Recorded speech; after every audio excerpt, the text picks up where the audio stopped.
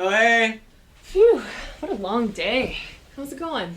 It's going good. Just Yeah? watching some TV. Oh, good, good, yeah. How was your day doing whatchamacallits? You mean working as a neuropsychologist? Well, funny you should ask. There's actually a neuropsychologist guest on The Tonight Show. Oh, really? What channel? Yeah, 583. Alright.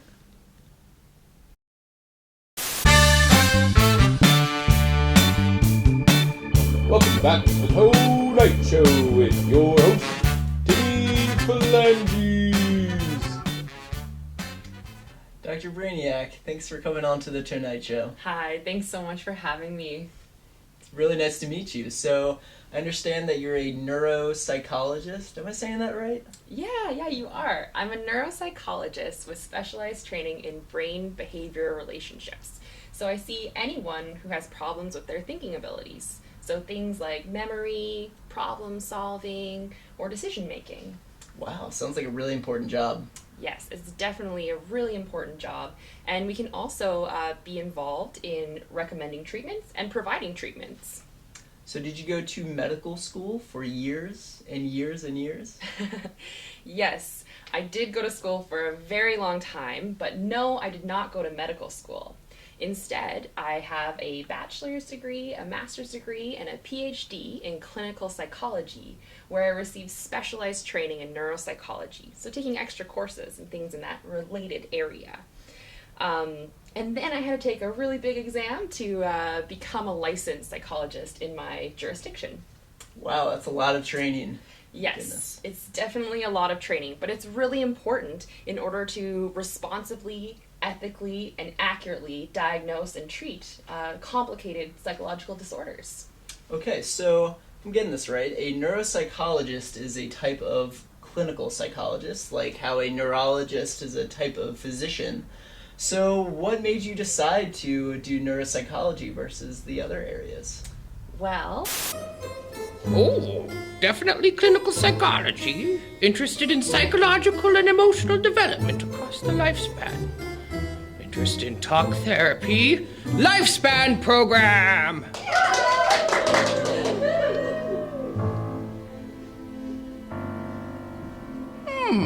Similar flavors. But especially interested in the relationship between brain and behavior. A little bit neuroscience-y. And a proclivity to assess and help people understand themselves. Neuropsychology program! Hey, you know what time it is?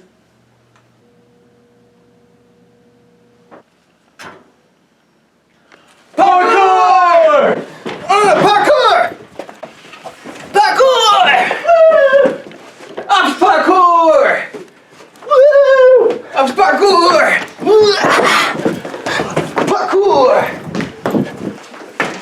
Parkour! Parkour! Parkour!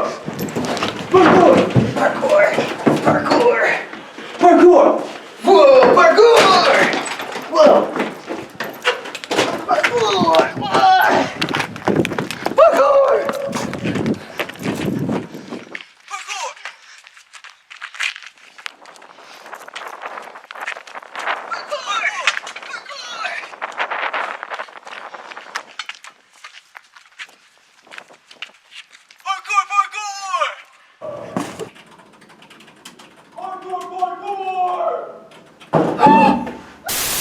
oh wow, that person would need to see a neuropsychologist. So do you only see people with brain injuries?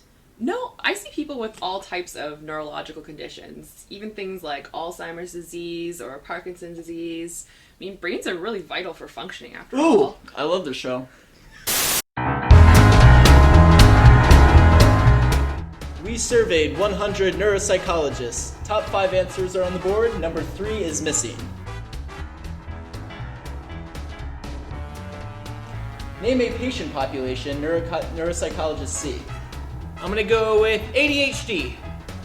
If it's there, you get the points. If not, they get the points. Come on. Show me ADHD.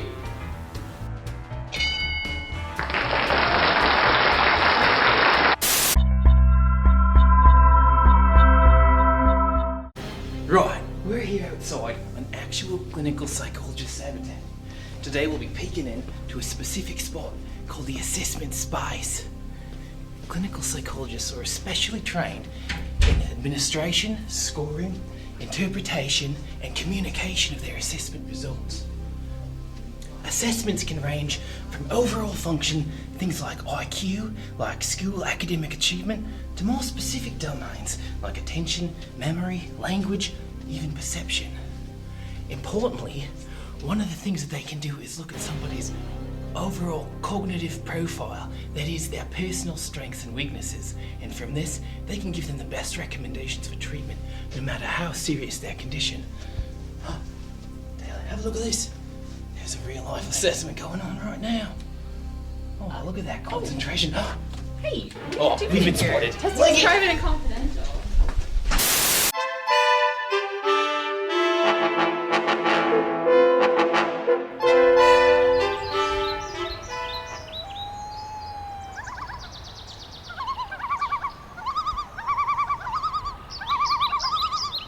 We are now observing the neuropsychologist. Now we are observing the neuropsychologist in one of its many diverse habitats. Here, upon completion of the assessment, the neuropsychologist ultimately formulates a comprehensive report, which details findings such as a possible diagnosis, similar to how a detective gathers clues to solve a mystery. Furthermore, the report provides recommendations for treatment.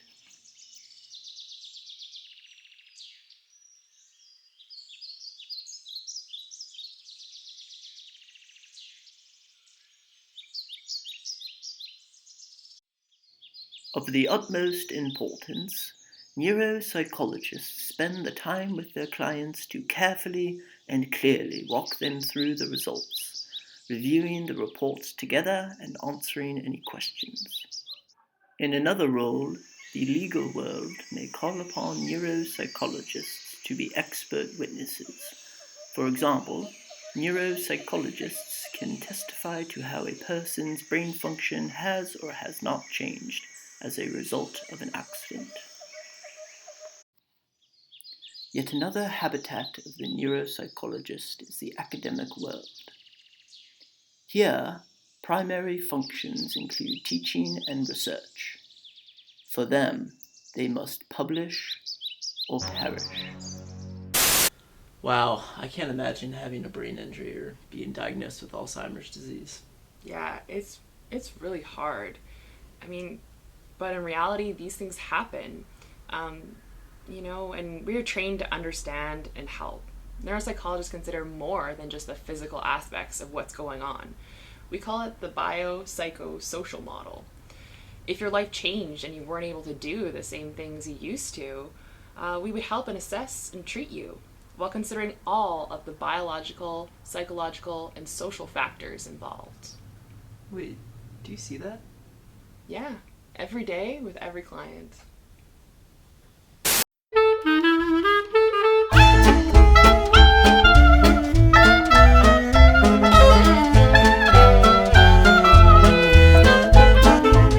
Welcome back to Therapies, the psychology and mental health inspired appetizer show. I am here with Sheffrey, who is just walking us through his choice of ingredients and his appetizer right here. So why don't you tell us some more about the decisions you made? You got it. So right here I've got a brainy biscuit. And for my biscuit spread, I chose a clinical neuropsychologist inspired spread. And it's the difference between this and, let's say, the first thing you see when you walk into a shopping center or online is really the quality of the ingredients. I know exactly what ingredients go into this. They're all listed at the back, and they're all made according to the highest professional standards. And you see, that's important because a product with professional oversight guarantees quality. And if you ever do have a complaint, which happens extremely rarely, then you have an official organization to go to with that complaint. And not all biscuit spreads have that, but it's an important consumer protection feature. Ah, so yeah, I see how those are some really extremely important considerations to make. So I'm really, really impressed by your dish. Oh, well, thank you.